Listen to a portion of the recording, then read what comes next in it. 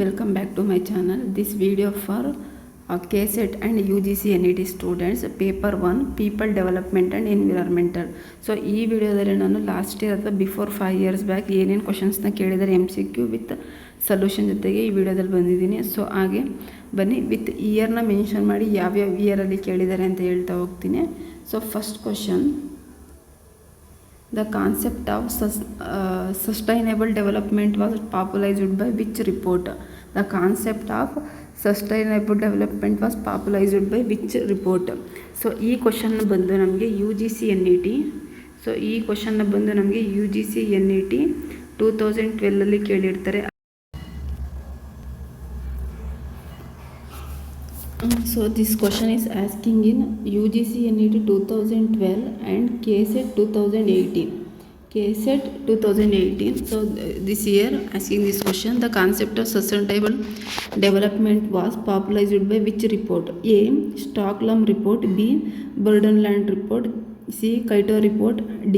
Rio report. So this one sustainable development na popularize ಮಾಡಿದಂಥ ಒಂದು report ಯಾವುದು ಅಂದರೆ option B Brundtland report. Option B Brundtland report ಇದನ್ನ develop ಮಾಡುತ್ತೆ.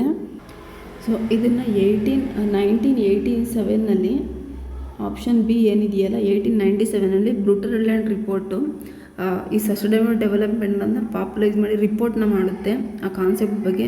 So ಇದ್ರ ಮೇನ್ ಈ ರಿಪೋರ್ಟ್ನ ಮೇನ್ ಉದ್ದೇಶ ಏನಾಗಿರುತ್ತೆ ಅಂದರೆ ನಮ್ಮ ಫ್ಯೂಚರ್ಗೆ ಏನು ನಮಗೆ ನೀಡ್ಸ್ ಏನಿದೆಯಲ್ಲ ಫ್ಯೂಚರ್ಗೆ ನೀಡ್ಸ್ ಇರುವಂಥದ್ದಕ್ಕೆ ಪ್ರೆಸೆಂಟ್ ಇರುವಂತಹ ಅವಶ್ಯಕತೆಗಳು ಮತ್ತು ಅಗತ್ಯಗಳೇನಿದೆ ಅದನ್ನು ಫ್ಯೂಚರ್ಗೆ ಇರುವಂಥ ನೀಡ್ಸ್ಗಳಿಗೆ ಎಫೆಕ್ಟ್ ಆಗದೆ ಇರೋ ಥರ ಯೂಸ್ ಮಾಡಿಕೊಡೋದೇ ಈ ರಿಪೋರ್ಟ್. ಈ ಸಸ್ಟೈನಬಲ್ ಡೆವಲಪ್ಮೆಂಟ್ ಬಗ್ಗೆ ಈ ಬ್ರುಟಲ್ ಲ್ಯಾಂಡ್ ರಿಪೋರ್ಟ್ ಅನ್ನೋದು ಹೇಳ್ತಾ ಹೋಗುತ್ತೆ. ಸೊ ಇನ್ನು 1897 ಇದನ್ನ ಪ್ರತಿಪಾದಿಸ್ತಾರೆ ಇದು.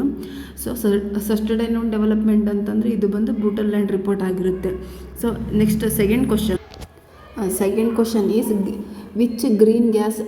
which greenhouse gas was as the maximum contribution to global warming? So ಈ ಕ್ವಶನ್ನ CSIR 2019 ಕೇಳಿದ್ದಾರೆ.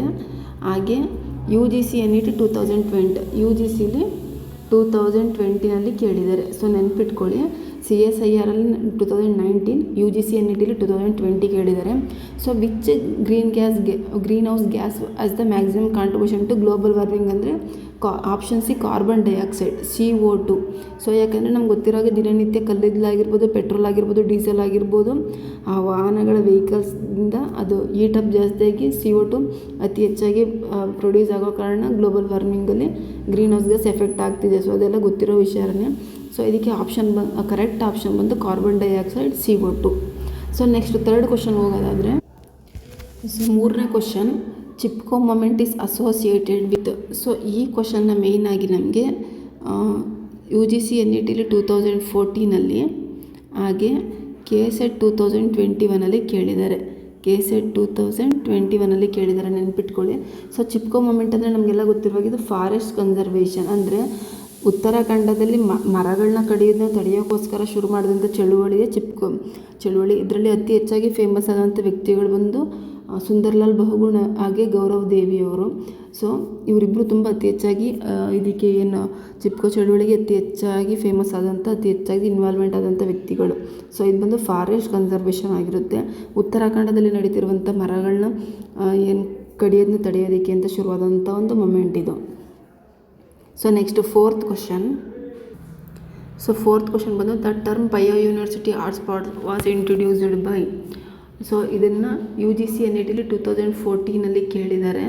ಸೊ ಇದಕ್ಕೆ option A Charles Darwin, option B Norman Myers, option C Malthus, option D Rachel Carson. So option B correct. So bio university ಹಾಟ್ಸ್ಪಾಟ್ನ introduce ಮಾಡಿದ್ದು Norman Myers. So next fifth question is which one is the renewable source of energy? ಇದನ್ನು CSIR UGC NET 2018 ಕೇಳ್ತಾರೆ. ಹಾಗೆ KSET 2020 ಕೇಳಿದ್ದಾರೆ already. CSIR UGC NET 2018 ಹಾಗೆ KSET 2020. So ಪದೇ ನಾವು ಮತ್ತೆ ರಿನ್ಯೂಯಬಲ್ ಮಾಡುವಂಥ ಸೋರ್ಸ್ನ ಏನಂತ ಕರೀತಾರೆ? So option C solar energy. So for example ನಾವು ತಗೊಳ್ಳೋದಾದರೆ ಸೋಲಾರ್ ಇರ್ಬೋದು, ವಿಂಡ್ ಇರ್ಬೋದು, ಹಾಗೆ ಹೈಡ್ರೋ ಇರ್ಬೋದು. ಸೊ ಇದೆಲ್ಲ ಕೂಡ ಇದು ಮೂರು ಕೂಡ ಏನಾಗಿರುತ್ತೆ ಅಂದರೆ best example for renewable source of energy. Renewable source of ಪುನಃ ಲಭ್ಯವಾಗುವಂತಹ ಒಂದು ರಿನ್ಯೂಯಬಲ್ ಸೋರ್ಸ್ನ ಪುನಃ ಲಭ್ಯವಾಗುವಂತಹ ಒಂದು ಎನರ್ಜಿನ ನಾವು ರಿನ್ಯೂಯಬಲ್ ಸೋರ್ಸ್ ಆಫ್ ಎನರ್ಜಿ ಅಂತ ಕರಿತೀವಿ. ಅದಕ್ಕೆ ಬೆಸ್ಟ್ ಎಕ್ಸಾಂಪಲ್ ಬಂದು ಆಪ್ಷನ್ ಸಿ ಸೋಲಾರ್ ಎನರ್ಜಿ. ಹಾಗೆ ವೈಂಡ್ ಎನರ್ಜಿ ಇರ್ಬೋದು, ಹೈಡ್ರೋ ಎನರ್ಜಿ ಇರ್ಬೋದು, ಇದೆಲ್ಲ ಕೂಡ ಆಗಿರುತ್ತೆ. So next sixth question. Acid rain is mainly caused by. So ಇದನ್ನು UGCಯಲ್ಲಿ 2015 ಕೇಳಿದ್ದಾರೆ. ಹಾಗೆ CSIR ಅಲ್ಲಿ 2022 ಕೇಳಿದ್ದಾರೆ ಈ ಕ್ವಶನ್ನ. ಸೊ ನೆನ್ಪಿಟ್ಕೊಳ್ಳಿ, acid rain is mainly caused by sulphur dioxide and nitrogen dioxide. So sulphur dioxide ಮತ್ತು ನೈಟ್ರೋಜನ್ ಡೈಆಕ್ಸೈಡ್ ವಾಟರ್ ವೇಪರೈಸೇಷನ್ ಜೊತೆಗೆ mix ಆಗಿ ಆಮ್ಲನಾಯಿನ ಆಸಿಡ್ನ ಫಾರ್ಮ್ ಮಾಡುತ್ತೆ. ಸೊ ಅದರಿಂದ ಆಸಿಡ್ ರೈನ್ಗೆ ಮೇಯ್ನಾಗಿ ಕಾರಣವಾಗಿರುವಂಥದ್ದು SO2 and NO2. This is the option B is the answer. So next seventh question is the Earth Summit 1992 was held at A. Paris, B. Geneva, C. Rio de Janeiro, D. Tokyo. So option C is the correct option, Rio de Janeiro. So the Earth Summit 1992 was held at Rio de Janeiro. So next one is 8th question. So 8th question is Silent Valley project is related to A. dam construction, B. forest conservation, C. nuclear energy, D. desert control. So option B forest conservation. Silent Valley project is related to Kerala.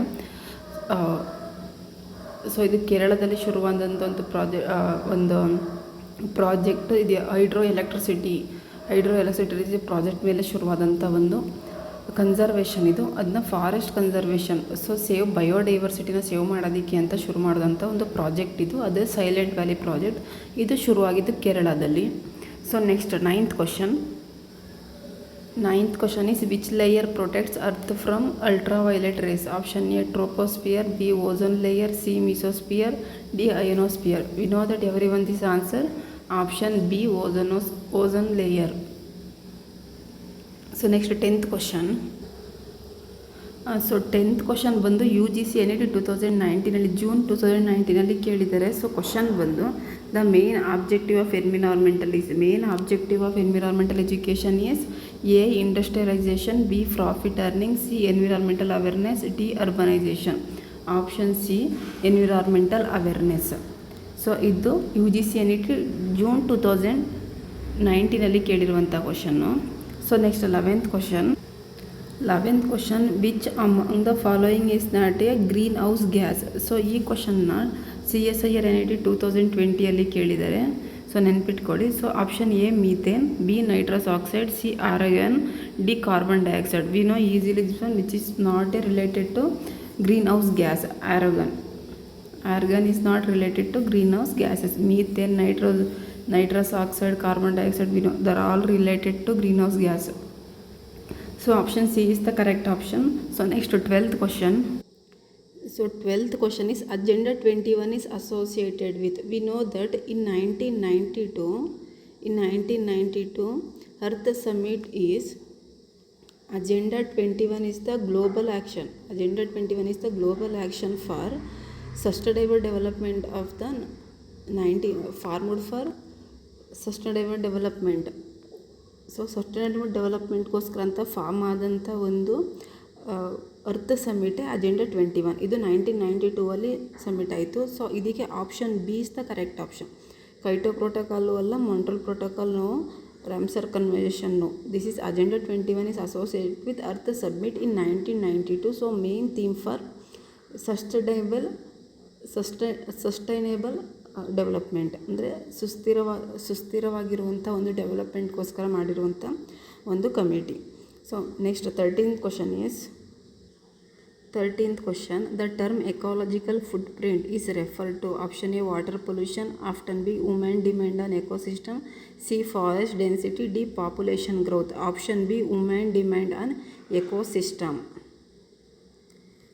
So which convention focus on climate change? So this question 2022 ಅಲ್ಲಿ U G C N E ಟಿಯಲ್ಲಿ ಕೇಳಿದ್ದಾರೆ. So which convention focused on climate change? Option A Ramsar convention, option B Vienna convention, option C UNFCCC, option D Basel convention. So answer is option C UNFCCC. So ಇದು 2022 ಅಲ್ಲಿ U G C N E ಟಿಯಲ್ಲಿ ಕೇಳಿರುವಂಥ question. Next 15th question. Question number 15. The process of exclusive nutrition enrichment is water body in water body is called. So this question asked in both CSIR NET and UGC NET. In CSIR NET 2017, asked in 2017, and UGC NET 2023 only, 3 years back. So option A biomagnification, option B eutrophication, option C desertification, option D salinization, option B eutrophication. The process of exclusive nutrition enrichment in the water body is called eutrophication. So this is the 15 questions. So if you like the question, if you like this MCQ videos, you like and do subscribe, watch the full video to and after this video I will put from 16 to 30 questions. Again I put 15 questions. Okay, thank you for watching.